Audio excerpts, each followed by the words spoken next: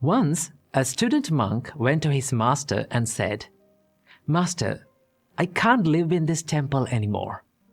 I want to leave this place and go to a peaceful and quiet monastery." Then the master monk asked, "Why? What's wrong with this temple? Tell me what happened." Then the student monk said, "See, everyone in this temple are toxic to me. There are some monks who are too much into politics in this temple. And there are some other monks who always talks negative stuff about me and about others. And there are some others who spend their whole day doing nothing but just gossiping. I don't think that I can practice my spiritual life in this temple. Please let me go to a peaceful and a quiet monastery where there is no toxic people around me." Then the master monk said, "Okay, I will let you go, but before going, you have to do me a favor for the one last time." Then the student monk said, "Tell me, master, what should I do for you?" Then the master monk took a spoonful of water and gave it to the student monk and said, "You must carry this spoonful of water around the monastery and you should bring it to me. But here's the trick. You must never spill a single drop of water from it. If you can do it, I will let you go to a peaceful monastery."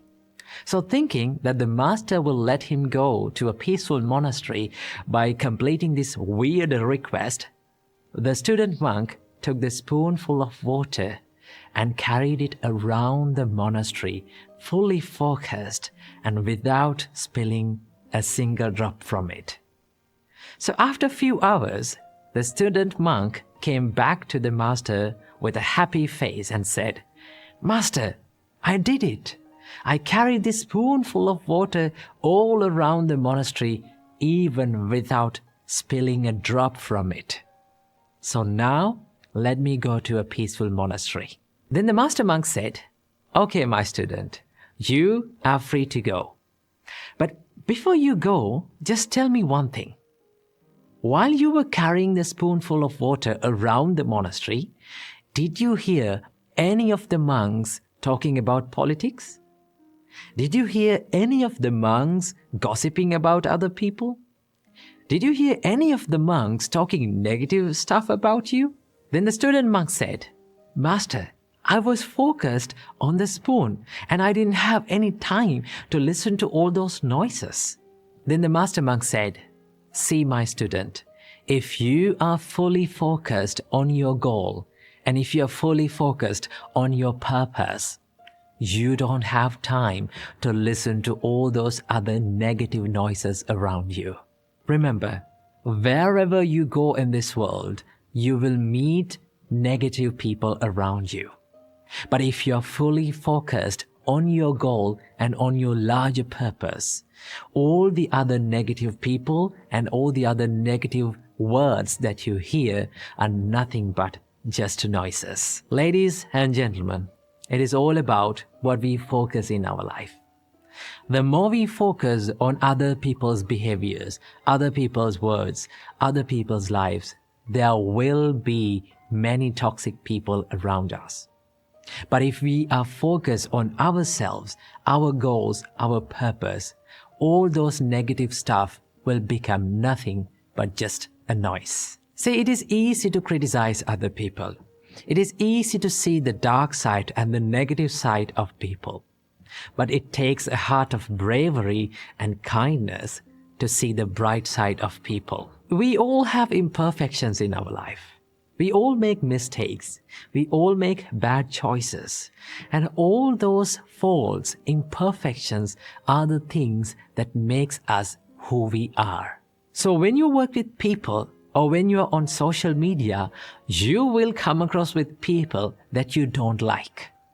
You will come across with ideas that you don't agree with. Remember, in all those times, you have the power to choose whether to react with negativity or to respond to them with positivity. Ladies and gentlemen, it is all about what you choose to do and what you focus in your life. So, focus on yourself and choose to respond to them with positivity. Welcome to yet another Q&A video. In today's video, we're going to be talking about the fear of failure and how to deal with it. Did you know that the majority of the people who fail in their life challenges fail because of this fear of failure? So we're going to find a solution and how to deal with it. First of all, we have to realize that failure is a part of life, right? It is with the life. It comes with the life. And fearing the failure, this fear that arises inside our mind, it's an emotion. So these are two different things. Let's talk about the failure. Failure, you cannot avoid it. It's a worldly condition. Our great teacher, Supreme Buddha, said there are 8 worldly conditions in this world. From time to time, you have to go through these 8 worldly conditions. So what are these 8 worldly conditions? Buddha explained: pleasure, pain, blame, praise, disrepute, fame, gain, loss. These things are the 8 worldly conditions, right? So these things change time to time. From time to time, these things comes to our life, and we have to go through these things. So you cannot avoid the failure. Sometimes you get what you want. Sometimes you don't get what you want. So we have to find a way to deal with it. One thing that you have to realize is, when you fear the failure more and more, there will be more chances for you to fail. That is a law in this nature. That is a law for our mind, right? The more you fear, the more you fail. Keep that in your mind, right?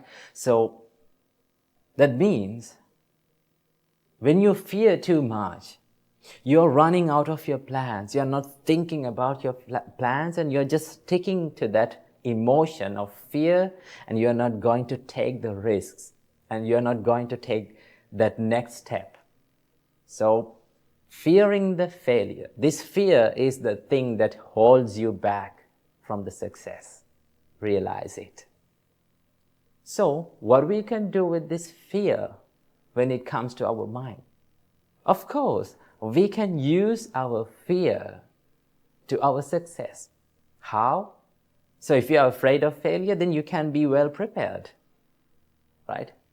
Then you have to think, oh, I'm afraid of failing, so I must come up with a plan and I must work my plan. So in that way, you can use this emotion to your own success. And there's another thing. You have to learn how to keep your expectations moderate. Not too high, not too low, but in the middle way, in the moderate state. How do we keep it? Do not think of yourself that I'm going to be the perfect in this world. I'm going to be the best in this world. Of course you can be the best, but not for a long time. It is also impermanent. And also, don't think about yourself like, I'm not good enough, I cannot do it, I'm not going to make it. Don't think about yourself negatively. Instead, keep your expectations moderate. How? I will do my best. If you are facing an exam, all right, if you are fearing about it, you have to think, I will do my best. Right? I'm not going to be the best, but I can do my best. I can become the best version of myself, right? That is why I am trying for this. You have to think about that again and again. When you think about that, you're trying to give the best of yourself. You're trying to come up with a better plan, and you are trying to work that plan. When you keep your expectations too high, you have to set and make some unrealistic plans, right, which are not going to work. When you keep your expectations very low, you're not going to come up with a plan actually, because you're thinking lowly about yourself, right? So keep your expectations in moderate way. Then you will feel less fear. And I must say, every one of us feel this fear. It's a common mental condition, right? And also, every one of us fail. It's also a common worldly condition. Do you think the Buddha didn't fail? Before he becomes the Buddha, when he was the Bodhisattva, he failed many times, right? He spent 6 years of time trying to find this Buddhahood, right? Trying to find this enlightenment. But finally he failed, right? He tried many things like self-mortification, these harsh meditations. But finally he realized that I cannot achieve this enlightenment through these hardships. Then he thought, now I must change my plan. I must change the way I am doing. That is what Buddha thought. But he did not give up his dream. He did not give up his goal. Instead, he changed the plan. So you can change your plan. You can change the way you are doing, right? But do not give up your dream. You will fail, you will fall, you will have to suffer in this life. That is the life, but do not give up the dream. Right? If you're a student, if you're having the life challenges, never give up. Change the way you're doing. It's okay, you can do that, right? So that is what you have to do. And the final thing that I have to say is, do not be afraid to fail. Because failure teaches us many things, many lessons. It teaches us what not to do. It teaches us how to be patient. It teaches us you're a human and you will fail. It teaches us how to be humble.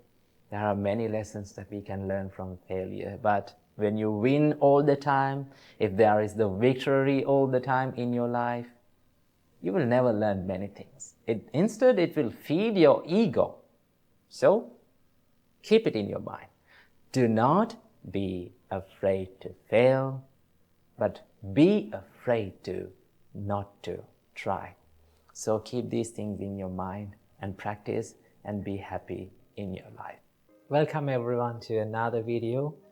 So today, let's talk about loneliness and how we can face this situation.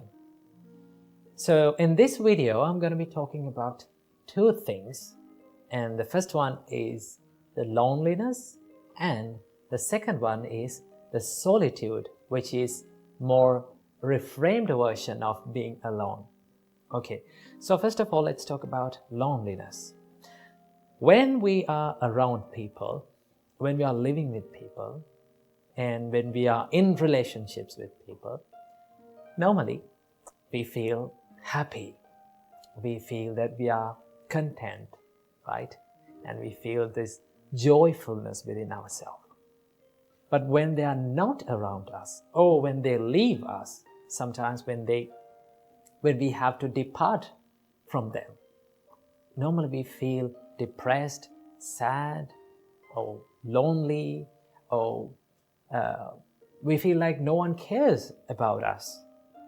So this is the feeling of loneliness. If we analyze this emotion of loneliness, we can find that we have become happy because of the people around us, because of their reaction, because of their way of behavior. That was the reason that we became happy. Simply it means that we have given the key of our own happiness to other people. So when they leave our life, sometimes when they depart from ourselves, sometimes when they fade away from our life, what happens to us is we become unhappy, we become sad, we become depressed, and we feel like no one is caring for us. There is no one to help for me. That is what we are thinking. So how we can deal with this? Well, that is where we come to the topic of solitude. Supreme Buddha advised us, Supreme Buddha advised the monks to practice this practice of being solitude. So what do you mean by solitude? So first of all, let's compare the loneliness to the solitude. Then you can take some idea about that. In loneliness, when you're lonely, you're thinking for someone to come to your life and make you happy. That means you're depending on others. Your happiness depends on others. But in solitude, you try to find the happiness within yourself. When you find the happiness inside yourself, you don't want to depend on another person. You don't want to depend on second person. You can find your happiness within yourself. And that is what the practice of solitude gives us. So when you're being solitude, or simply when you're being alone, now there are the people talk about this like the loneliness and being alone is two different things, right? So when you're being alone or when you're being in solitude, you're happy. You're not finding the happiness from these outer sources. You find the happiness within yourself. So Buddha teaches us to look at this loneliness not as something to be sad, not as something negative. Buddha teaches us to look at this loneliness something that is beneficial for you, something that is positive. So how we can use this loneliness, or how we can reframe this loneliness to be positive? Well, if you think about whenever you are being alone, you have more time for yourself, right? You have a bigger freedom for yourself. You can think about yourself. You can reflect more about yourself, and you can practice meditations, or you can think about your health and do some practices about that. You can do some self-development techniques, so you can improve yourself. So when you use that time, when you use that loneliness for good things, then you become more positive about that. Then you will never feel these sad or depressing states. So let me tell you a little story how Buddha felt lonely at one time. Actually, this incident happened to the Buddha before he became enlightened. We call him the Bodhisattva. When he was Bodhisattva, he was practicing this self-mortification for 6 years. He gave lots of hardships to this body. He did some extreme meditations in the jungle. So there were 5 monks who were helping the Bodhisattva. So he practiced this self-mortification meditation for 6 years, and he mastered that. Finally, he came to the conclusion of that I cannot achieve this enlightenment by self-mortificating or by giving this extreme hardship to this body. So he decided to find this middle way. So what he did was, first of all, he took his bowl and he went to the village and he got some foods to eat. Because he thought that to do the meditations, I need to have this physical energy.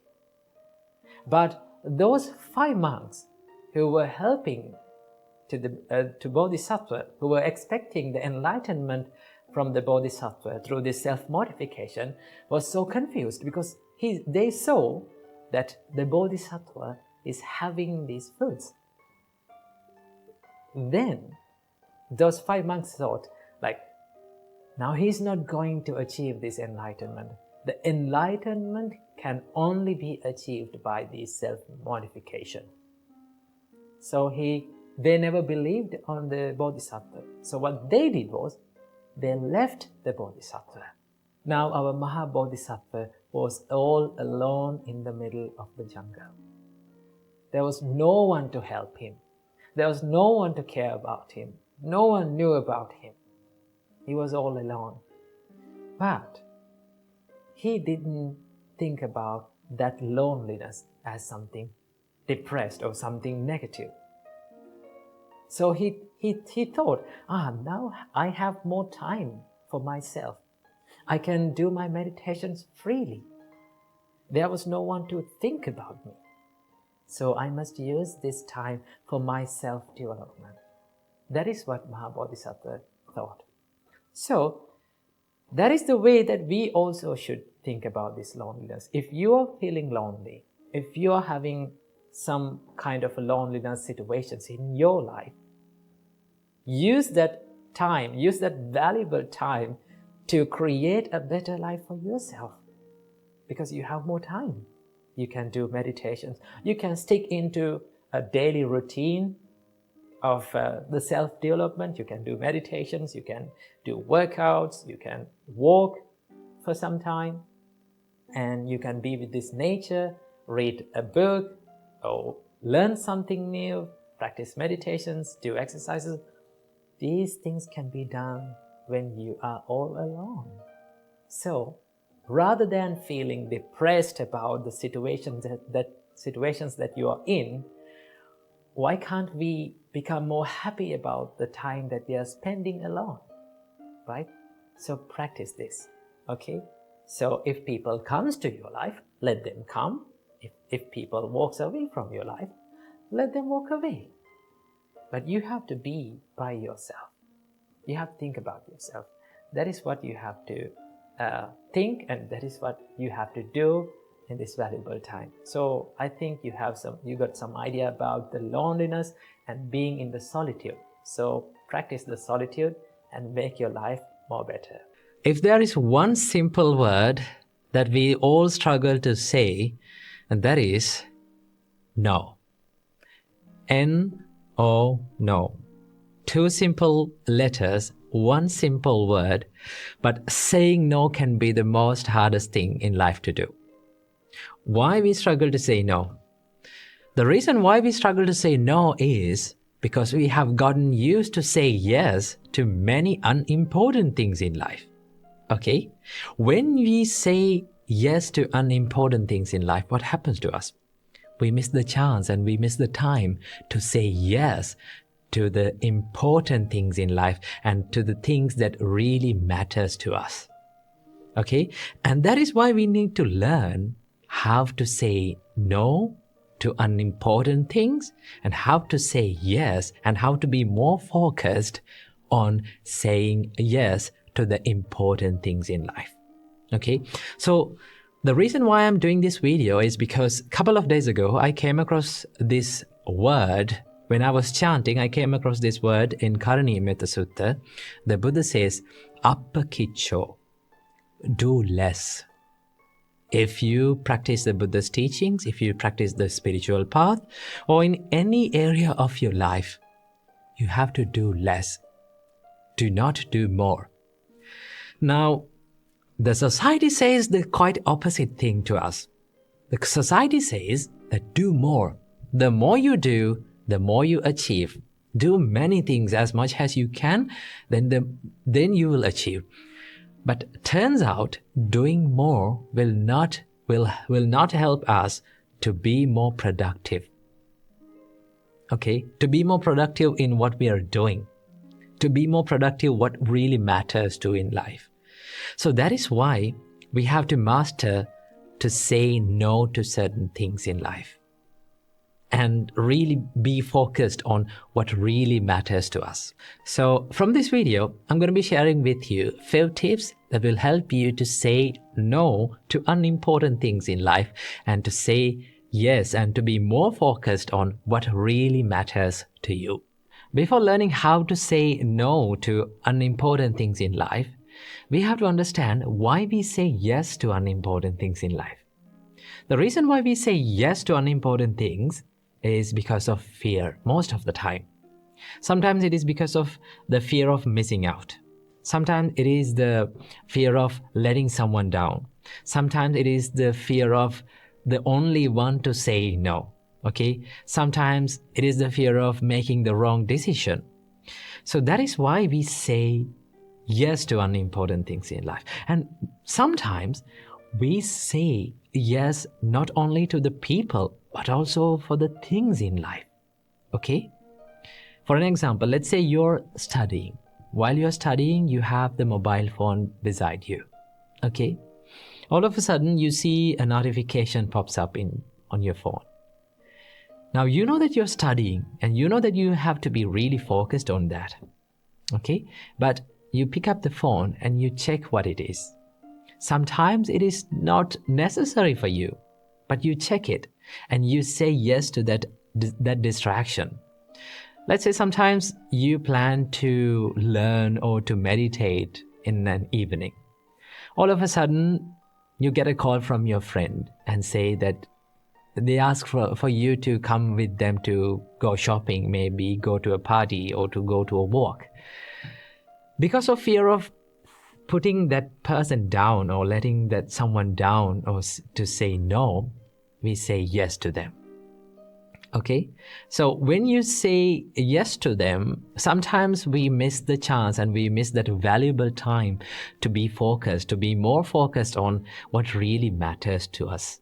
Okay? What really helps us to achieve our larger purpose in life. And that is why we have to learn how to say no correctly. So here are the few steps that you can help you to achieve that. The first step to saying no to unimportant things in life is to build a good self-awareness. Okay? You have to have a good understanding what really matters to you and why you say yes to certain things and why you say no to certain things.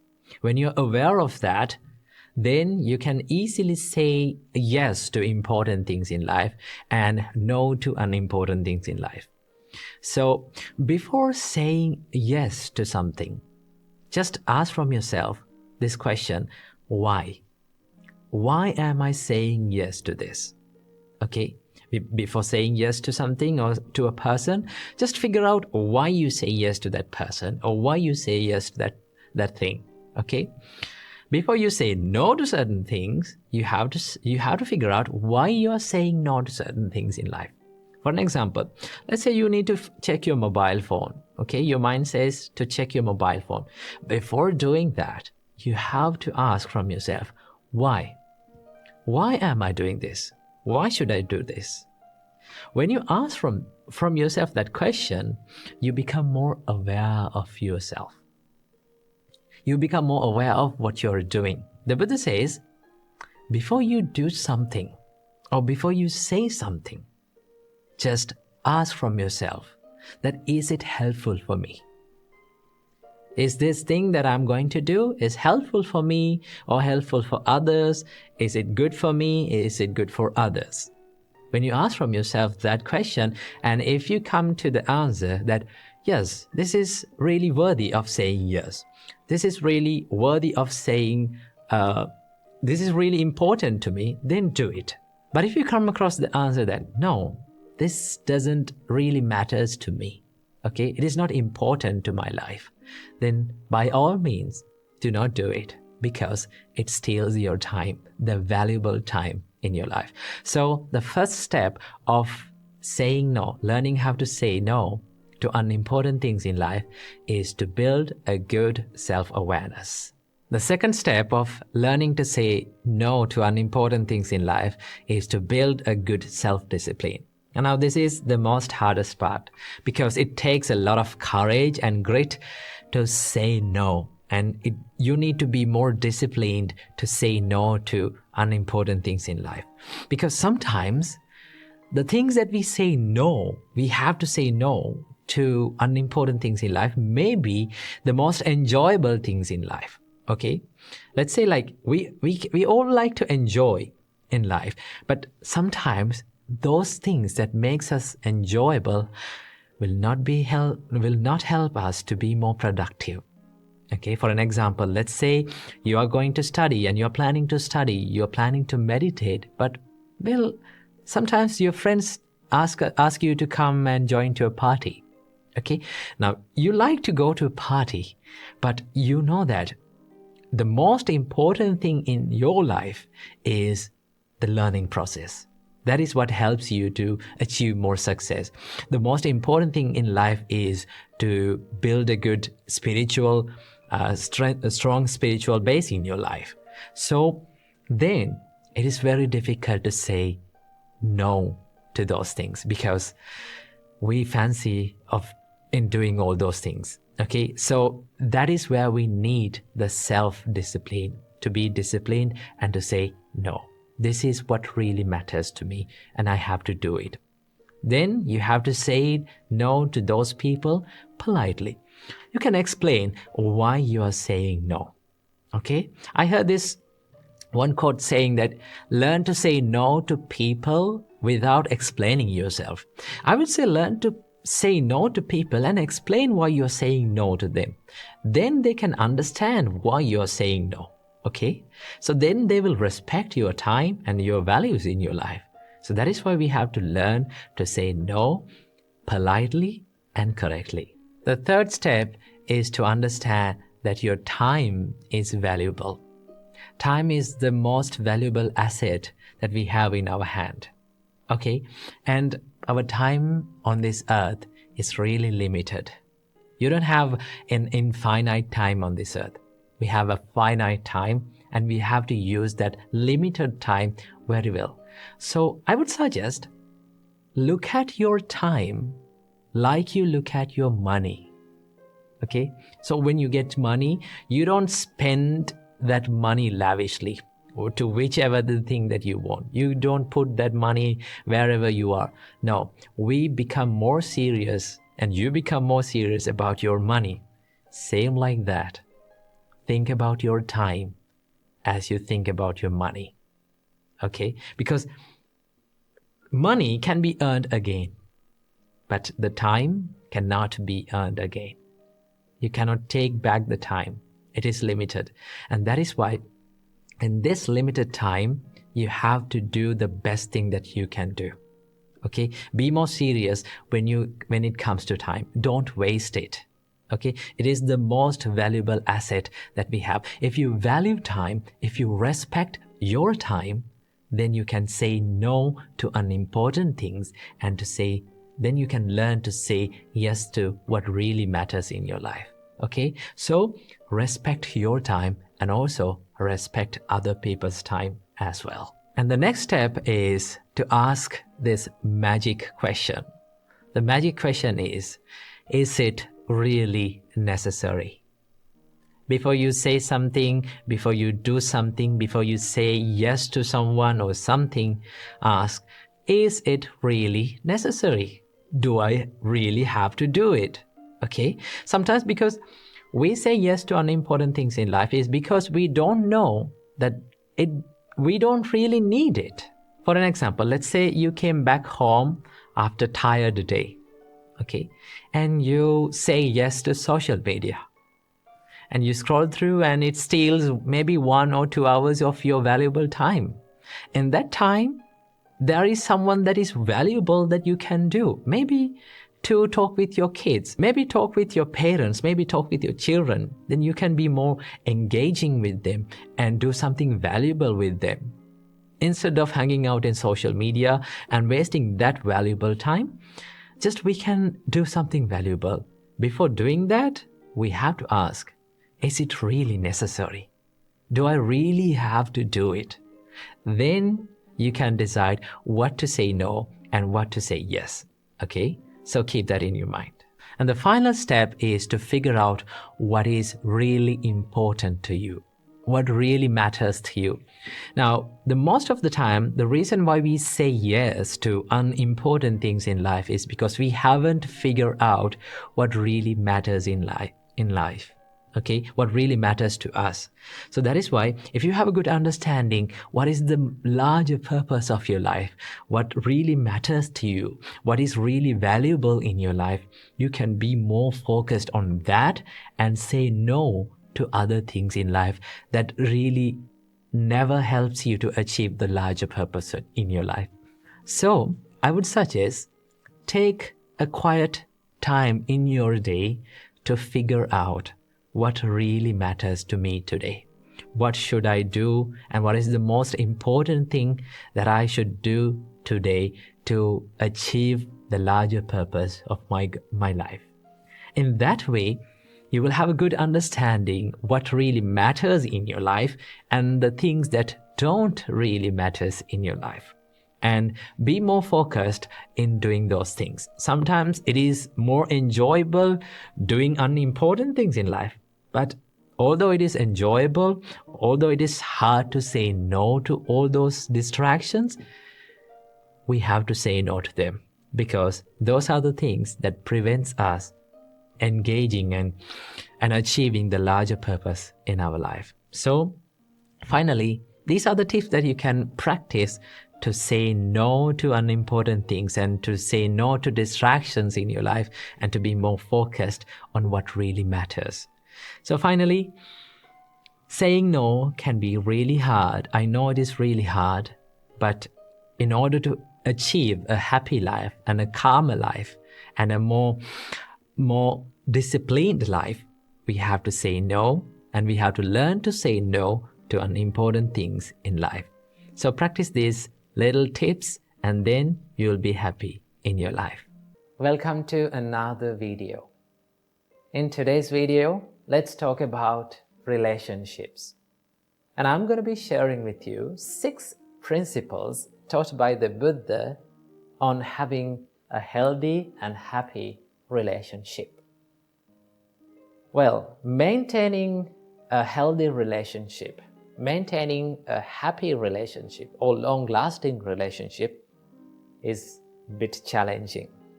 Why? Because we have different personalities. We are different from one to another, right? But we lose this ability to understand about this situation, this reality. What is the reality? The difference between each other. Sometimes we ask from the people, or we ask from our partners, why can't you think like me? Why can't you be like me? Why can't you act like me or behave like me? This is where we make many problems in relationships. But if we can realize the difference between one another, or if we can realize this reality, what is that? We are different from each other, then we can get the power of understanding. There's one important quality that we must practice in any kind of relationship, and that is the understanding, right? Understand others' situations. Understand why they are acting like that, why they are behaving like that. So, our great teacher Supreme Buddha taught there are 6 principles to practice. These are the practices, actually. If you practice these 6 principles in any kind of relationship, your relationship will be much more happy and healthy. Okay, so without any further ado, let's get into these principles, and I'm going to explain one by one in turn. First of all, the Buddha said you need to practice these principles when that person, the person or our partner or our companion or the people who we are relating to, when that person with us or in front of us, and also in the times where that person is not with us. That means both privately and publicly we have to practice and maintain these principles in our life. And also, these principles was taught by the Buddha to monks actually, because as monks, we live as a community. Now in our monastery, we have more than 25 monks. So when you analyze their personalities, they all are different. They all have different ways of lifestyles. So when we are interacting, there may be some problems. There may be some crashes. But if you practice these qualities, if we practice these qualities, there will be less problems. There will be less disagreements. So that is why Buddha taught us these principles. So this was originally preached by the Buddha to the monks actually. And also you can apply these principles to your life also. So let's get into the first principle. Buddha said, you need to treat your spiritual companions, regarding to monks actually. Buddha said, you need to treat your companions with physical kindness, bodily kindness. What do you mean by bodily kindness? There are certain things that we can do from our body in order to show our kindness or show our compassion towards that person. It may not be big things like spending money on big things and buying big things to the person, but also there are many things that we can do. There are little things that we can do for that person to create happiness on that person's mind. And also we can give that, by doing these things, we can give that idea that we value your life, that I value your being with me. So Buddha said, do the acts of loving kindness from your body. Maybe like helping in his career, maybe like helping in his household activities. If you take an example, like in a husband and wife relationship, you can share the things that you are doing in the life. We can help each other. That is one way of showing love and kindness to that person. And also we can show in many ways our love and kindness to these people. When you act from your body with love and kindness, that creates the mutuality between people. So the first principle is to treat people with physical kindness. Then Buddha said, as the second principle, treat the companions with verbal kindness. You can speak nice and kind and heartwarming words to them to create the happiness and create the pleasure in their mind. Each and every one of us likes to listen to pleasant words, right? We all surrender in front of the kindness, kind words, kind actions.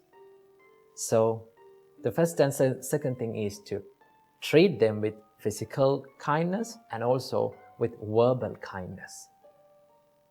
And as the third principle, Buddha said, this is the most important principle, and that is, treat your companions with mental kindness. This is the important one.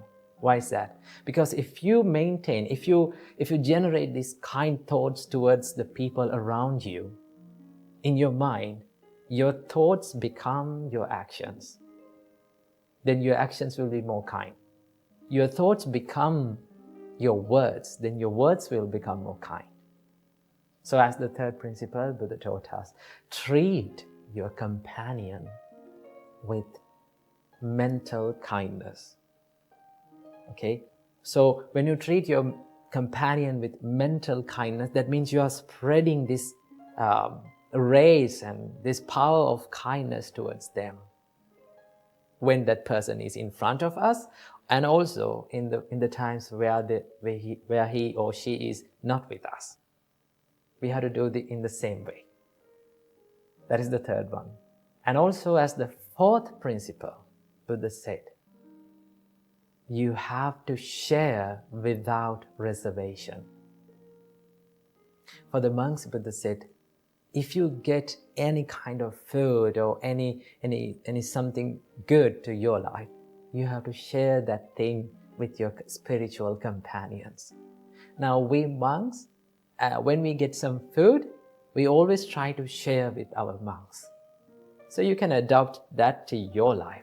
Whatever the things that you get, maybe like you had something very delicious food when you're working in a long distance place. And when you come home, or when you come to your partner, or when you come to that person, you can say, hey, I had this food, I had this delicious food. I need you to have that. that means you're sharing it. When you share without reservation, it creates the peacefulness and it strengthens the relationships. So sharing is one of the most key and important ingredients in relationships.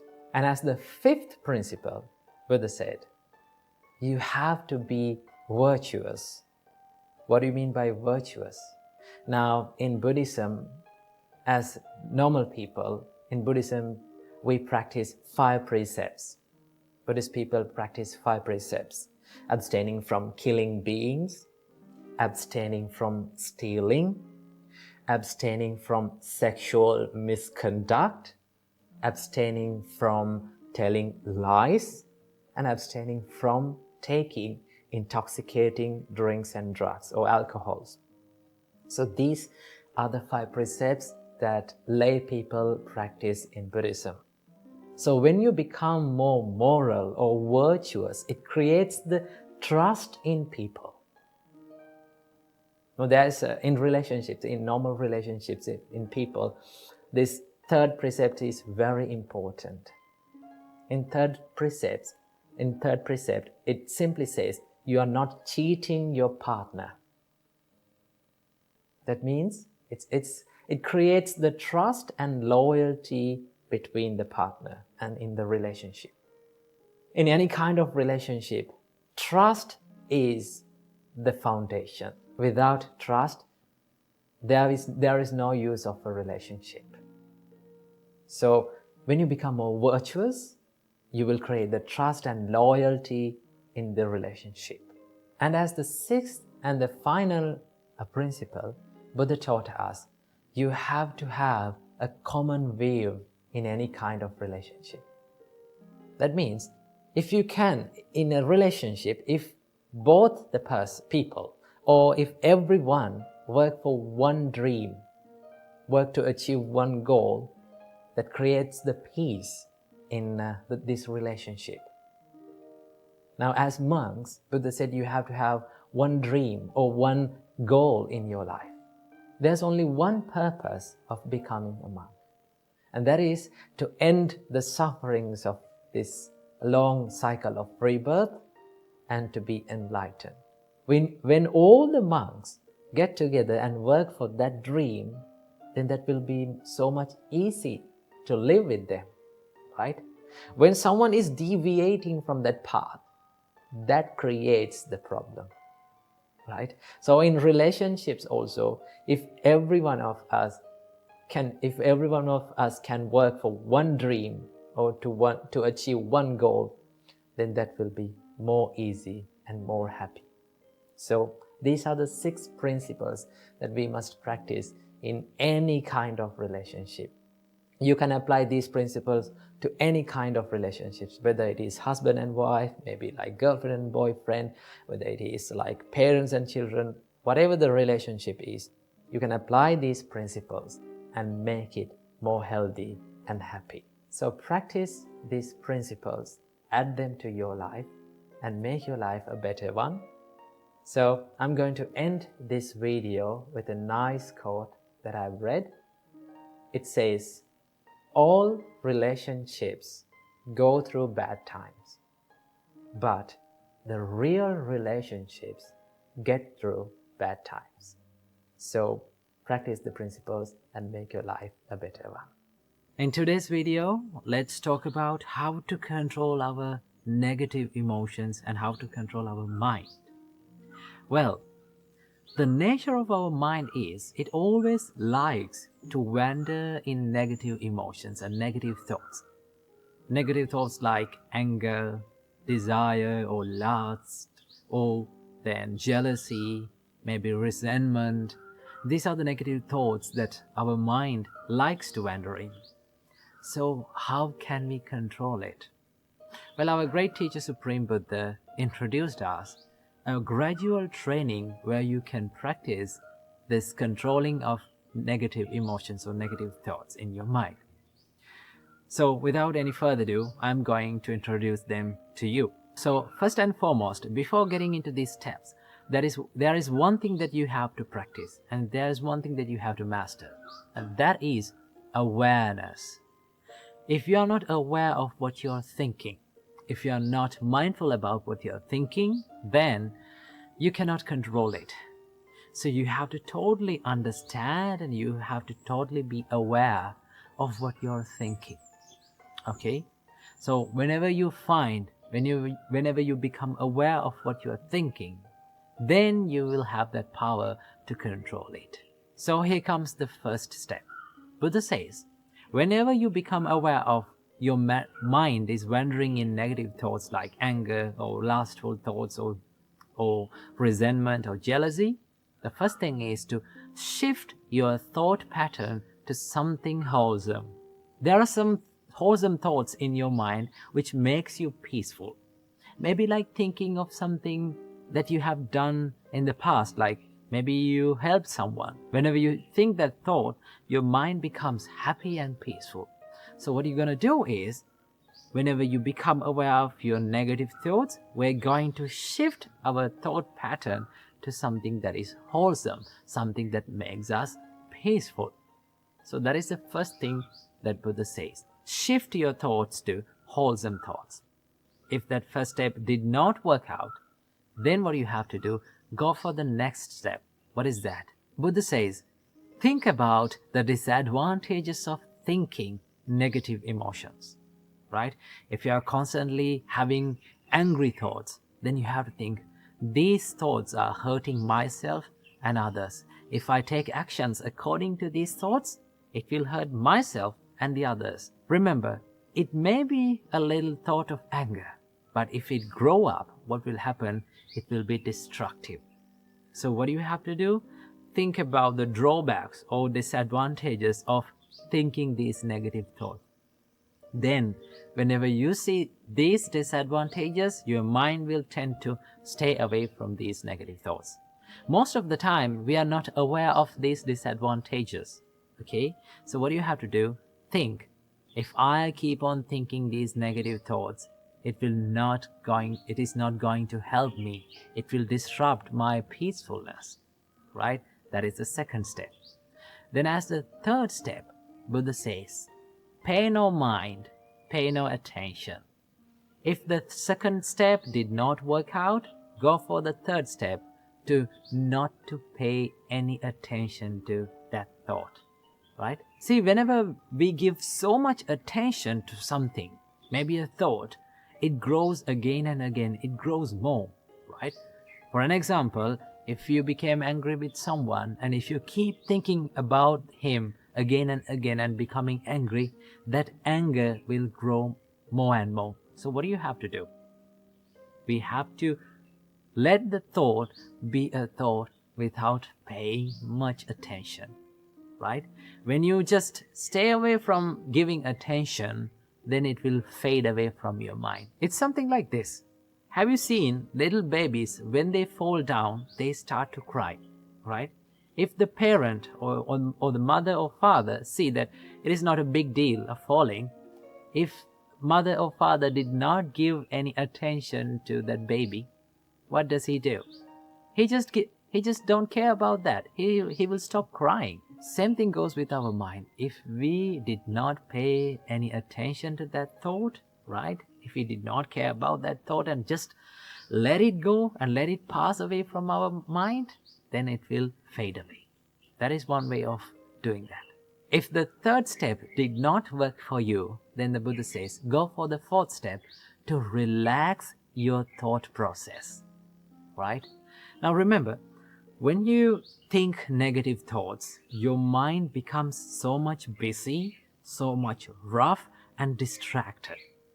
So, what you're going to do is, you're thinking, why am I thinking these distractive thoughts, these negative thoughts that are making me so much busy and making me distracted, right? So, what you're going to do is, you're relaxing your thought process to something very soft and subtle. Maybe like loving kindness, maybe like compassion, right? Maybe like gratefulness. When you think those thoughts, when you think more positive thoughts, your mind or your thought process becomes so much relaxed. And then, if the fourth step did not work for you, then it comes the final step. This is something that we have to do with a great care. I do not recommend for everyone to do this. This should be done with a great experience and a good practice, right? And that is to crush your thought with awareness, right? You have to be totally aware of your thinking pattern and have a good determination to your mind that I am not going to think these negative thoughts, right? But this should not be done by everyone, right? Some may be not good at this, right? If you keep on becoming aware and if you keep on forcing this mind, it will grow more and more these negative thoughts. So if all those 4 steps did not work for you, then you have to go for the final step, right? So it is much better to practice these 4 thoughts before doing the final one. Okay, so practice these things. When you practice, you will feel and you will understand that your negative emotions are fading away little by little. Remember, this is not going to happen overnight. It will take a long time to do this, but you have to keep on practicing. Keep on doing it, make it a habit, and then you will become a master of it.